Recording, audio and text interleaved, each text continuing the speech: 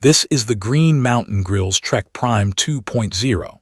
It lets me get real wood smoke flavor wherever I set up, and I can keep an eye on the cook from my phone without babysitting the grill. I would call it a compact wood pellet grill and smoker built for people who want genuine smoked food without dragging around a giant rig. If you tailgate, camp, or just have a small patio, this size makes a lot of sense.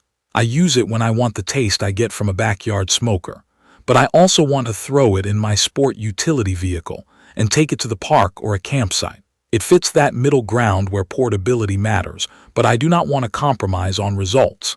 The design is simple in the best way. The body feels dense and sturdy, and the green stainless finish has held up to dust, bumps, and a few rainy afternoons. At around 63 pounds, it is not feather light, but it is steady, and I like that trade-off. When I set it on uneven grass, it does not wobble, which matters when you are lifting a heavy cast iron pan or a tray of ribs.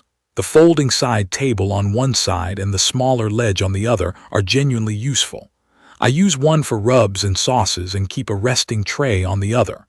When I pack it up, the tables fold flat and keep the footprint clean. There is a bottle opener on the front, and I reach for it more than I expected. The lid closes with a confident feel, and the handle stays cool enough to grab barehanded during normal use. Setup was straightforward. I unboxed it, placed the grill pieces, and did a quick burn off to clear manufacturing oils. Loading pellets into the hopper is easy, and the feed system primed in a few minutes on the first run. The control board is clear to read. I connect it to my home network through the Green Mountain Grill's application, and the process is step-by-step and friendly. I did not need to tinker or guess at anything. From cold, it heats up faster than I expected for a pellet unit this size. On a mild day, I can go from off to a hot grilling temperature in the time it takes to season a couple of steaks. The fan and auger make a soft whir that fades into the background. Performance is where it won me over. For low and slow, the temperature holds steady and does not swing wildly. I can set a target, walk away, and the grill does the boring part for me.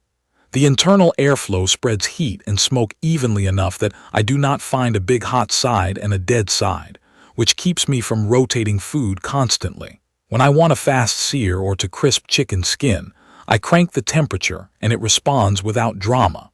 Pellet grills sometimes struggle to deliver that last bit of browning, but this one gets there as long as you give it a minute or two to come up to peak heat and you preheat the grates.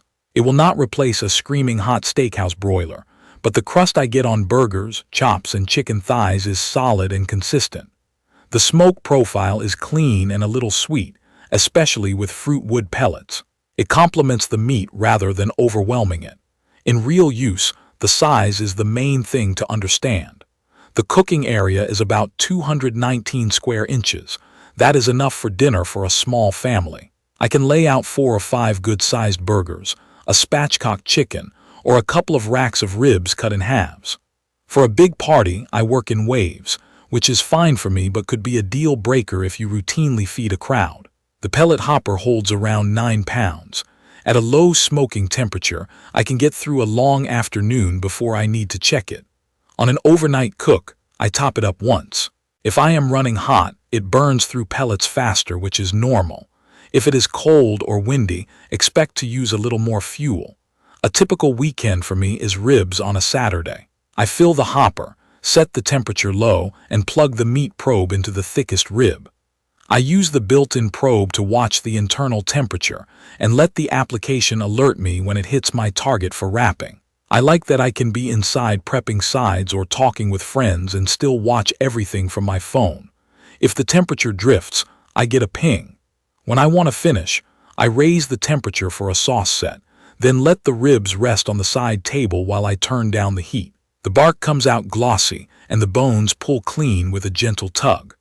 During a tailgate, I run it on a 12-volt connection from my vehicle or a portable battery, and it behaves just like it does on a wall outlet. I have grilled hot dogs and burgers for the crew, then drop the temperature to hold everything warm while we eat. The compact size helps in tight parking spaces. Cleanup is manageable. I brush the grates while they are warm, wipe the tables with a damp cloth, and after a few cooks I empty ash from the fire pot. The grease tray does its job as long as you keep it lined or give it a quick scrape. Stainless steel surfaces wipe down easily and do not hold fingerprints the way some glossy finishes do. Here is a specific use case that sold me.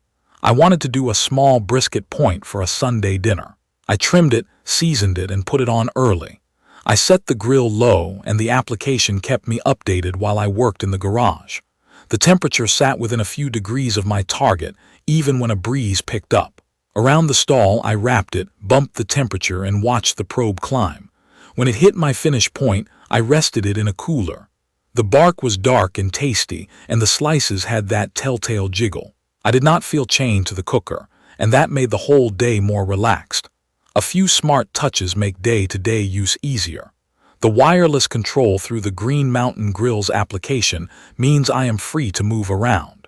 The included meat probe saves me from constantly lifting the lid. The folding shelves feel strong and lock into place without wobble. The build is tough enough that I do not worry about bumps in the truck bed. I also like that it can run from a standard wall outlet or a 12-volt car-style plug.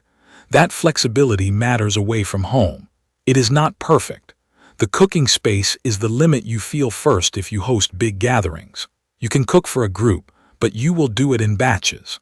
The hopper could be a little larger for extra long smokes, and I would love a simple window or gauge to see pellet level at a glance without opening it. The application has been reliable for me, but once in a while it takes a moment to reconnect after I switch networks.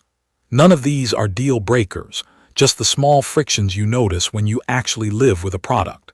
I recommend the Green Mountain Grill's Trek Prime 2.0 to anyone who wants the taste of a real wood pellet smoker in a size that can travel. If you are a camper, a tailgater, or someone with limited space who still wants honest barbecue with minimal fuss, this checks the right boxes.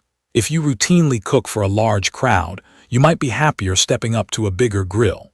For me, the balance of portability, steady temperature control, wireless monitoring, and sturdy construction makes it a go-to cooker for weeknights and weekends alike.